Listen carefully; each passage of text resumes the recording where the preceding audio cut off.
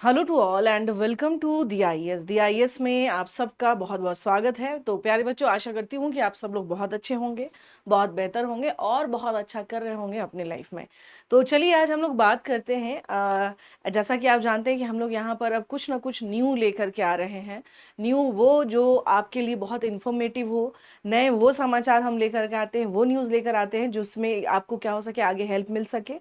और दूसरी बात रही है कि हमारा जो पर्पस है दिया आईएएस, चूंकि आप सबको पता है कि अभी हमने 2 साल पूरे किए हैं। तो जिस तरह से आपका प्यार मिला है, आपका साथ मिला है, तो हम लोग ये एक्सपेक्ट करते हैं कि आगे भी आप लोग हमारे साथ ऐसे ही बने रहेंगे, हमारे साथ जुड़े रहेंगे बस, और हम लोग भी अपने दायित्व को आगे निभाते रहेंगे। तो डियर ऑल स्टूडेंट, आप सबका बहुत बहुत स्वागत है, बहुत बहुत अभिनंदन रहेगा। तो आइए देखते हैं कि अभी चर्चा में क्या था और ये इतना चर्चा में क्यों है और इसका इंपॉर्टेंस क्यों बढ़ जाता है। सवाल ये उठता है कि इसका महत्व क्यों बढ़ जाता है। तो आइए देखते हैं सबसे पहले कि मैं जो यहाँ पर आज आपको यहाँ पर जो टॉपिक यहाँ करवाने वाली हूँ। हाँ जी, यहाँ पर आप देखेंगे बेसिकली, अगर यहाँ पर आपसे मैं बात करूँ यहाँ पे, तो ये ध्यान के रखिएगा कि अगर मैं बात करूँ तो ये स्पेशल एडिशन हम लोगों के जो चल रहे हैं, तो ये स्पेशल एडिशन किस कंटेक्स्ट में है। तो ये स्पेशल एडिशन है स्पेशली जो न्यू है, जो ट्रेंडिंग है, हम उस पे यहाँ पे क्या कर रहे हैं। तो ये तो उस टाइम का हुआ करता था जब हम करंट अफेयर्स हम लोग डेली करते थे, लेकिन अभी now we are special edition on August, है ना। अगस्त में कौन कौन से इंपॉर्टेंट न्यूज है उसको हम लोग ब्रीफली यहाँ पर जो है यहाँ पे डिस्कस करते हैं। तो आइए बच्चों, सबसे पहले हम देखेंगे यहाँ पर कि जो न्यूज पे हम लोग आज चर्चा करने वाले हैं और जो हमारे चर्चा का विषय है, बहुत महत्वपूर्ण भी है ये एडीआर रिपोर्ट, है ना। एडीआर रिपोर्ट, इसका डिटेल्ड एनालिसिस हम लोग करने वाले हैं। विशेष जो है गहन विश्लेषण हम करने वाले हैं यहाँ पर। तो एडीआर रिपोर्ट के बारे में अगर बात किया जाए तो बच्चों सबसे ज्यादा इंपॉर्टेंट ये हो जाता है कि आखिरकार ये रिपोर्ट इतना महत्वपूर्ण क्यों है, और अगर ये रिपोर्ट आई है तो ये जनता के लिए, यानी स्पेशली थी that how this report is helpful for the public, ये पब्लिक को किस तरह से हेल्प कर सकती है। उसके अलावा अगर बात करें so what is the role of this report, specially अगर कहा जाए टू स्ट्रेथन आवर डेमोक्रेसी, ये हमारे डेमोक्रेसी को मजबूत करने में क्या महत्वपूर्ण भूमिका निभाएगी, है ना। तो आइए सबसे पहले हम देखेंगे यहाँ पर कि एडीआर रिपोर्ट के बारे में हम बात कर रहे हैं। तो एडीआर रिपोर्ट है क्या। तो सबसे पहले यहां देखेंगे एसोसिएशन, वन सेकेंड, यस। तो इसे आप देख सकते हैं एसोसिएशन फॉर डेमोक्रेटिक रिफॉर्म्स, ठीक है ना। तो ये एक ऐसा एसोसिएशन है जिसमें कि लोकतंत्र के सुधार हेतु काम किया जाता है।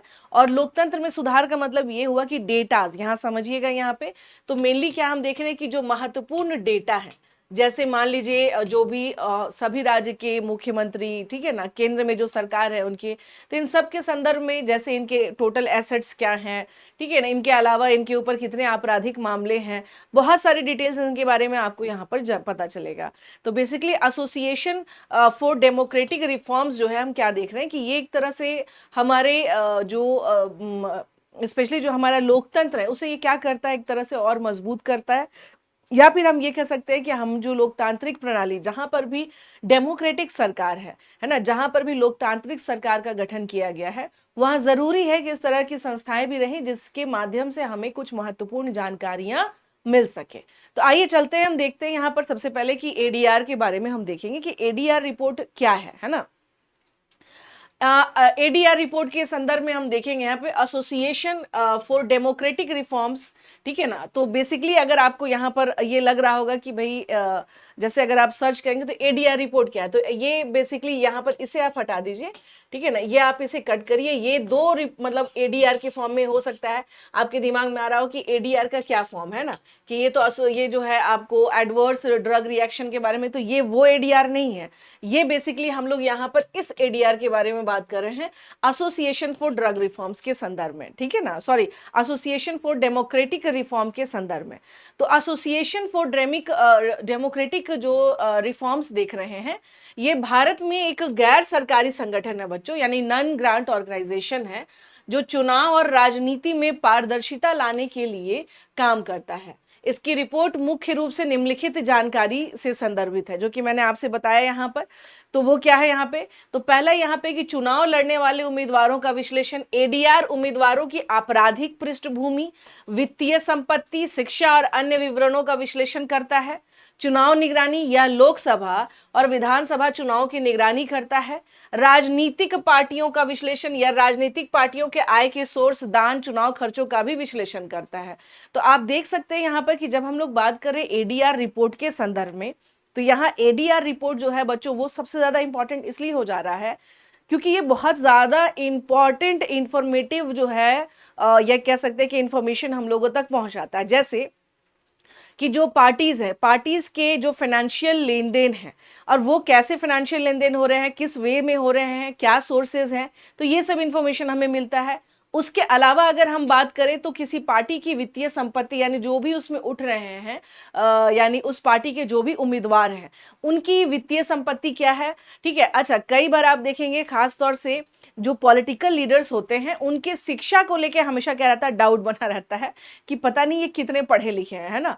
तो उनके एजुकेशन से रिलेटेड जो है जो इंफॉर्मेशन है वो भी ये क्या करते हैं, हमें प्रोवाइड करते हैं। और उसके अलावा कुछ अदर्स डिटेल भी है जो हम लोगों को पता चलता है। तो मेनली आप देख सकते हैं कि एसोसिएशन फॉर डेमोक्रेटिक रिफॉर्म के थ्रू, जो कि एक एनजीओ है, और ये चुनाव और राजनीति में, जैसा कि मैंने कहा कि हमारे लोकतंत्र को सबसे ज्यादा मजबूत क्या करता है, हम डेमोक्रेटिक कंट्री हैं, तो इसका सबसे बड़ा प्रमाण होता है चुनाव, है ना, इलेक्शंस होते हैं। और उसके साथ साथ जो इलेक्शंस के साथ साथ जो इसमें जो उम्मीदवार हैं, जो इसमें जो कैंडिडेट्स उठ रहे हैं, उनकी क्या कंडीशन है, ये सारे डिटेल हमें क्या पता चलते हैं इसके माध्यम से। और उसके साथ साथ उनकी फाइनेंशियल कंडीशन क्या है, ठीक है, पार्टी में जो है। अच्छा, एक चीज और है, अभी आप लोगों ने वोट थेफ्ट के बारे में सुना, वोट चोरी के मामले में बहुत ये चर्चा का विषय रहा है यहाँ पर। तो ये जो है राजनीतिक पार्टियों का विश्लेषण भी करते हैं। अच्छा, खास तौर से हम लोग क्या देख रहे हैं यहाँ पर, आप देख सकते हैं कि जैसे चुनाव के समय पर हम लोग क्या देख रहे हैं यहाँ पर कि ये लोग इस पे क्या करते हैं, ध्यान देते हैं, ठीक है ना, आय के सोर्स, चुनाव के खर्चों का विश्लेषण भी करते हैं, ठीक है। तो एक चीज आप समझ सकते हैं यहाँ पर कि मेनली हम लोग क्या देख रहे हैं कि जितनी भी चीजें हैं, जैसे राजनीतिक पार्टियों का विश्लेषण कर रहे हैं, जितनी भी पॉलिटिकल पार्टीज है, तो उनके आय के सोर्स क्या है, उनको डोनेशन कितना मिला, ठीक है, चुनाव खर्च का भी विश्लेषण करते हैं।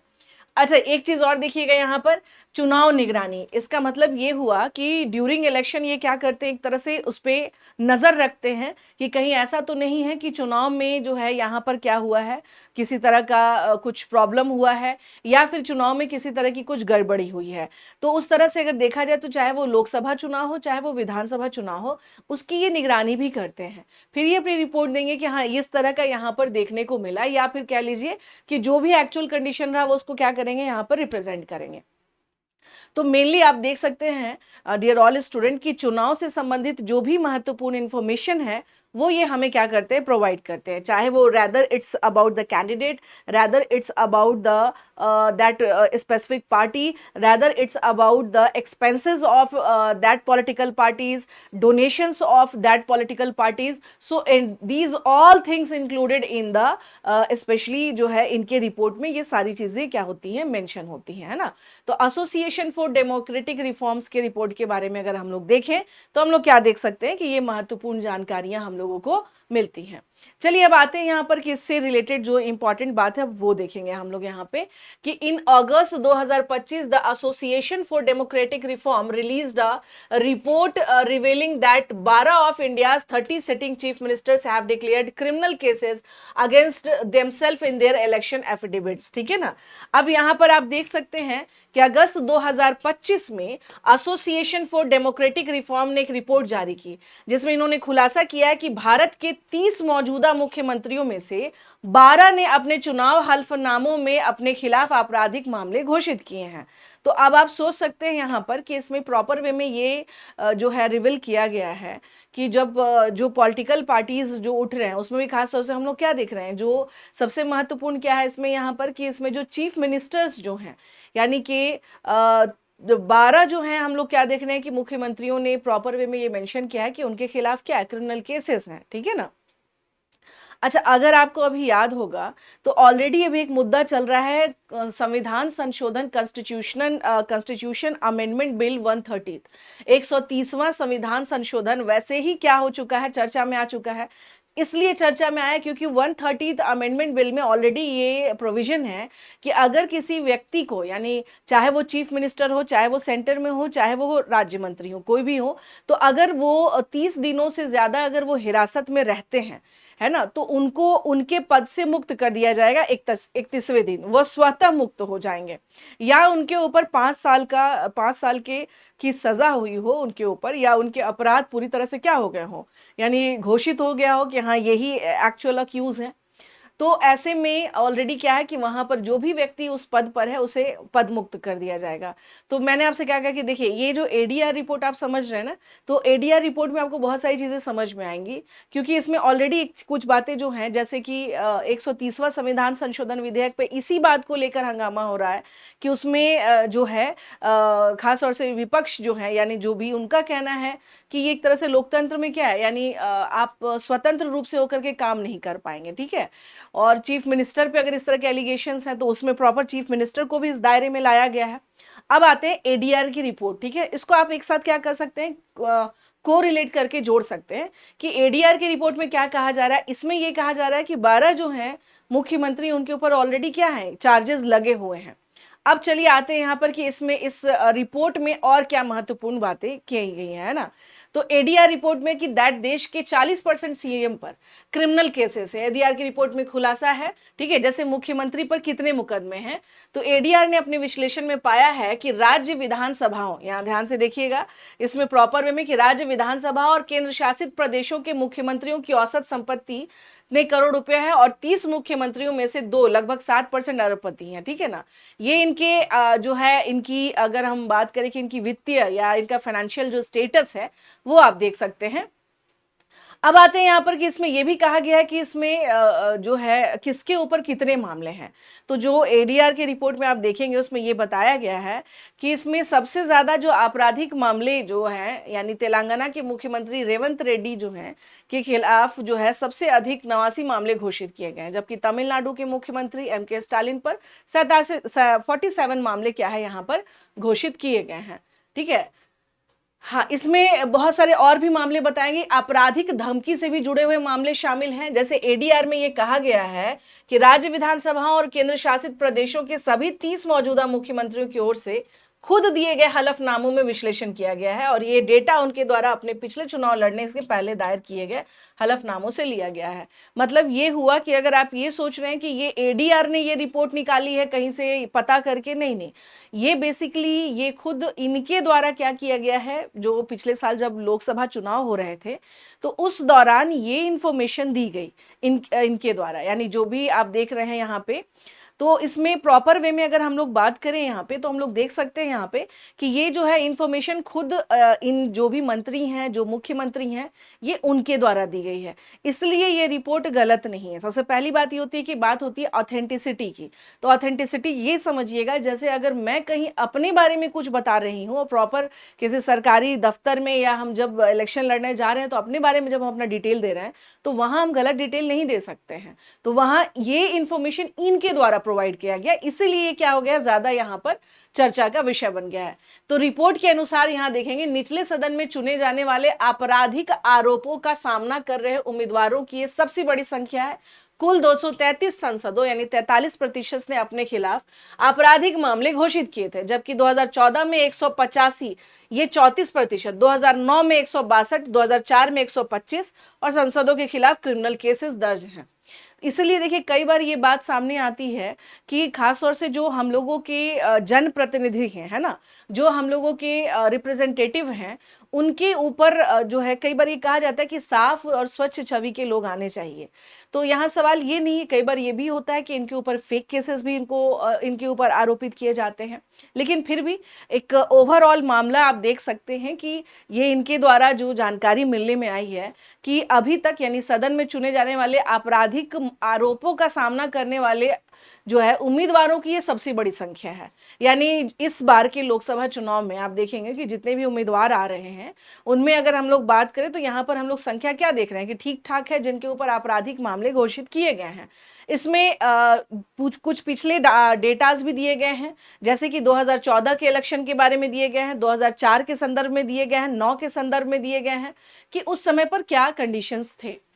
चलिए, सांसदों पर क्या केस दर्ज है, तो इस साल जीतने वाले 251 उम्मीदवारों में से 170 पर रेप, हत्या, हत्या का प्रयास, अपहरण, महिलाओं के खिलाफ अपराध सहित गंभीर आपराधिक मामले दर्ज हैं। तो ये क्रिमिनल केसेस हैं, या फिर ये इनके ऊपर क्या लगे हैं, एलिगेशंस लगे हैं, जो इनके ऊपर आरोप लगे हैं।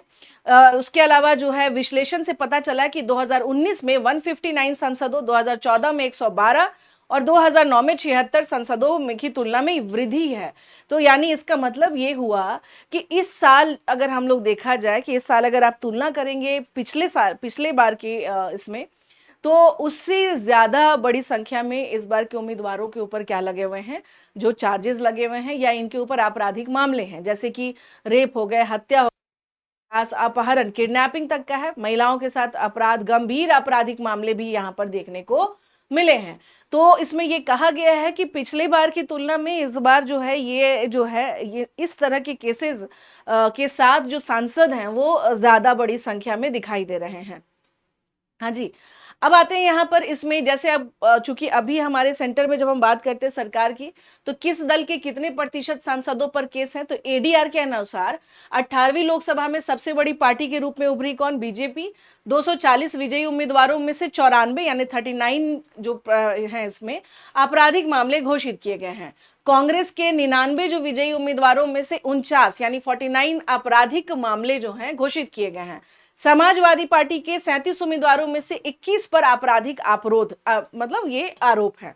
विश्लेषण में ये पाया गया है कि 26% बीजेपी उम्मीदवार, 32 कांग्रेस, 17 समाजवादी पार्टी ने गंभीर आपराधिक मामले घोषित हुए हैं। यानी इनमें से जो जिनके ऊपर जो आरोप लगे हैं या जो आपराधिक मामले हैं, उनमें से जो गंभीर आपराधिक मामले हैं उनकी संख्या ये है। इसमें यह भी कहा गया है कि 7 टीएमसी उम्मीदवार, 6 डीएमके उम्मीदवार, 5 टीडीपी उम्मीदवार और 4 शिवसेना उम्मीदवार गंभीर आपराधिक मामलों का सामना कर रहे हैं। तो बेसिकली बच्चों यहाँ पर देख सकते हैं कि ये प्रॉपर वे में एक डिटेल दिया गया है कि किनके ऊपर कितने मामले चल रहे हैं यहाँ पर, और उनके जैसे कहते हैं कि खास तौर से अपराध की गंभीरता देखी जाती है कि वो अपराध कितना जो है गंभीर है।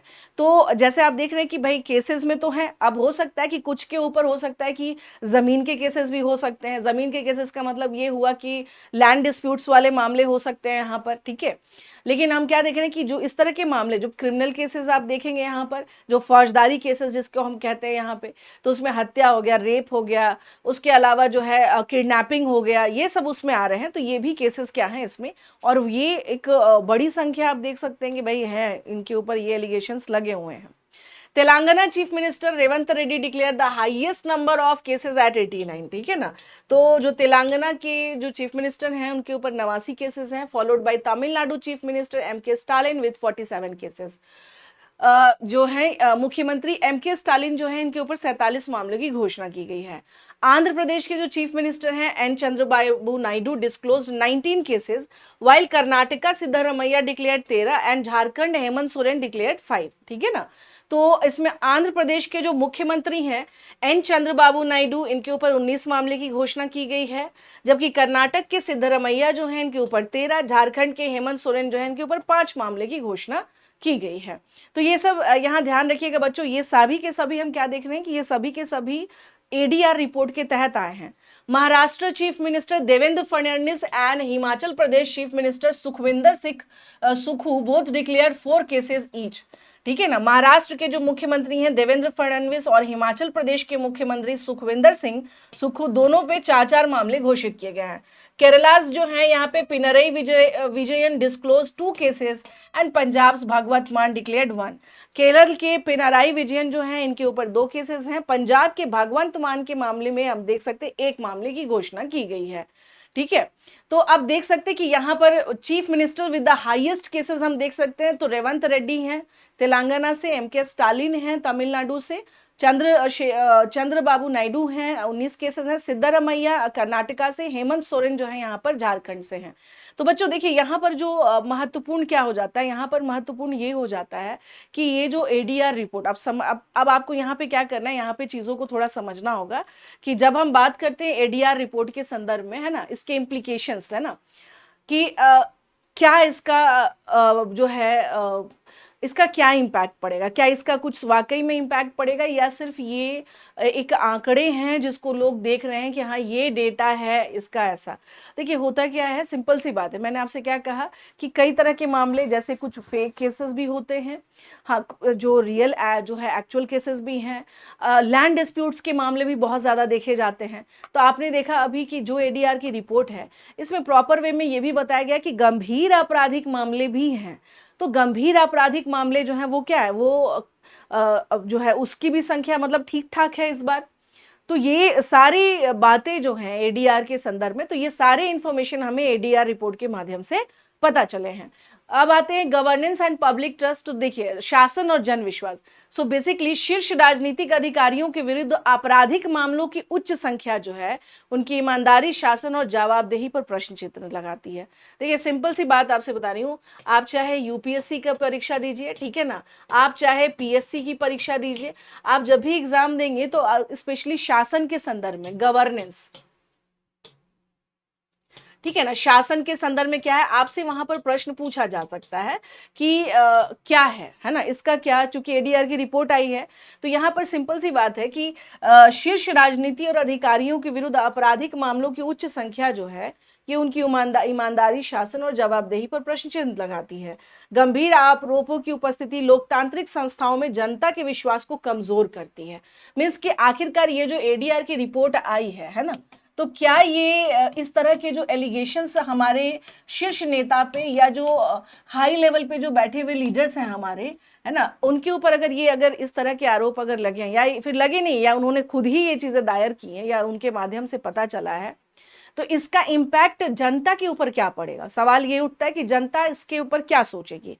तो देखिए इसमें सिंपल सी बात यहाँ पे है कि high numbers of criminal cases among top political executives raise questions about the integrity, governance and accountability. ये सीधी सी बात है कि भाई ये एक तरह से जवाबदेहिता वाली बात हो जाती है कि आप चूंकि शीर्ष पर बैठे क्या है, लीडर हैं, और अगर इस तरह के एलिगेशंस लगते हैं तो ये कहीं ना कहीं से क्या, जनता के विश्वास को कमजोर करती है। Presence of serious charges undermines public faith in democratic institutions, है ना, डेमोक्रेटिक इंस्टीट्यूशंस में खासतौर से अगर इस तरह के जो सीरियस चार्जेस जिन पे भी लगे हैं, तो खासतौर से लोकतांत्रिक जो हम बात करते हैं कि चुनाव के दौरान, देखिए ये कहीं ना कहीं से क्या करेगा, ये एक मैसेज चला जाता है कि भाई ऐसा है कि हम जिन पे समझ रहे हैं कि जो हमारे बेस्ट लीडर हैं, जिनको हम बहुत पसंद करते हैं, तो उनके ऊपर मैंने क्या किया कि देखिए ये नहीं कह सकते हैं कि हाँ भाई ये फेक केसेस हैं, और ये भी हम नहीं कह सकते कि ये अपने आप से दिया गया डेटा है, ये इनके माध्यम से बताया गया है कि हाँ ये है। अब हो सकता है चूंकि दोनों चीजें हैं भाई, दीवानी केसेस होते हैं, फौजदारी केसेस होते हैं। दीवानी केसेस हैं तो इट मीन्स लैंड डिस्प्यूट्स, तो देखिए वो कई जगह आप देखेंगे कि लैंड डिस्प्यूट्स में कई बार ऐसा होता है कि इस तरह के आपके नाम भी जबरन उसमें क्या हो जाते हैं, कर दिए जाते हैं, ऐड कर दिए जाते हैं। फौजदारी केसेस में भी ऐसे देखने को मिले हैं। दोनों पक्ष हैं कि अगर हम बात करें तो ये भी होता है कि बड़े नाम जो होते हैं वो कई बार बिना वजह भी क्या होते हैं, उनके नाम घसीट दिए जाते हैं, और कई बार उनका इन्वॉल्वमेंट भी होता है, हम इससे भी ना नहीं कर सकते हैं, दो बातें हैं। तो अब सवाल ये उठता है कि ये जो एडीआर रिपोर्ट है, ये एडीआर रिपोर्ट कहाँ तक कारगर रहेगा। तो देखिए एक साधारण सी बात समझना है कि ये क्या है, ये इसका कार्य है इंफॉर्मेशन देना, और खास तौर से जैसे उनका जो भी इनकी वित्तीय स्थिति है, या वित्तीय स्थिति मीन्स कि इनका वित्तीय जो स्टेटस है, फाइनेंशियल स्टेटस क्या है, इनके ऊपर कितने जो है आपराधिक मामले हैं, पार्टी का क्या कंडीशन है, पार्टी को डोनेशन कहाँ से मिला। तो एक तरह से अगर ये समझिए, अगर इस पर हम लोग अगर बायस्ड ना हो, एक साधारण और एक आम नागरिक की तरह सोचें, एक आम भारतीय नागरिक की तरह अगर हम लोग सोचें, तो ये कहीं ना कहीं से हमारे लोकतंत्र को क्या करेगा, मजबूत करेगा। क्योंकि उसके बाद जनता जो है अपना निर्णय लेने में क्या रहेगी, बेहतर निर्णय तक पहुंच सकती है, या जनता इसके बाद प्रश्न पूछ सकती है ना। सवाल ये होता है कि हम सवाल पूछने की स्थिति में आ सकते हैं। तो अगर इस तरीके के अगर मान लीजिए रिपोर्ट सामने आते हैं तो ये बहुत ज़रूरी है, क्योंकि चुनाव कैसा हुआ है ना, चुनाव में मान लीजिए क्या कहते हैं, किसी तरह की अगर गड़बड़ी हुई, या जो उम्मीदवार हैं उनसे संबंधित कोई इस तरह की इन्फॉर्मेशन जो बहुत महत्वपूर्ण है, जो जनता को पता नहीं है, तो ये सब चीज़ें कहीं ना कहीं से हेल्प करेंगी। तो इससे हम ये बात तो ज़रूर कह सकते हैं कि आने वाले समय में इससे डेफिनेटली हमारा लोकतंत्र क्या होगा, मजबूत होगा, क्योंकि हमारे पास कुछ वैसे इन्फॉर्मेशन आएंगे जो हमारे पास नहीं है, है ना। यहाँ देख सकते हैं कि ये रिपोर्ट गंभीर आरोपों वाले उम्मीदवारों को अनिवार्य रूप से अयोग्य ठहराए जाने के मामले को मजबूत करती है, जब तक कि उन्हें बरी न कर दिया जाए। राजनेताओं के मामले के लिए फास्ट ट्रैक अदालतों पर बहस और मतदाताओं में जागरूकता बढ़ाने को प्रोत्साहित करती है। तो अब आते हैं यहाँ पे कि इस रिपोर्ट के माध्यम से क्या बातें महत्वपूर्ण हो सकती हैं। So basically the report strengthens the case for mandatory disqualification of candidates with serious charges unless acquitted, ठीक है ना। नेक्स्ट है encourages debate on fast track courts for politicians cases greater जो है यहाँ पर वोटर अवेयरनेस। तो हम लोग इससे क्या कर सकते हैं, जनता के बीच में जागरूकता फैल सकती है और जनता उसके बाद से क्या करेगी, अपना एक बेहतर निर्णय ले सकेगी जो देश के लिए क्या होगा, अच्छा होगा। तो इस प्रकार से अगर देखें सो डियर ऑल स्टूडेंट, ये था एडीआर रिपोर्ट के बारे में जो कि अभी हाल फिलहाल रिलीज हुआ है और मुझे लगता है कि ये आपको इंफॉर्मेटिव लगा होगा। तो प्लीज डियर ऑल आप सभी लोग जो है do like share and subscribe, जो है चैनल को सब्सक्राइब कीजिए और बने रहिए दिया आईएएस के साथ। धन्यवाद।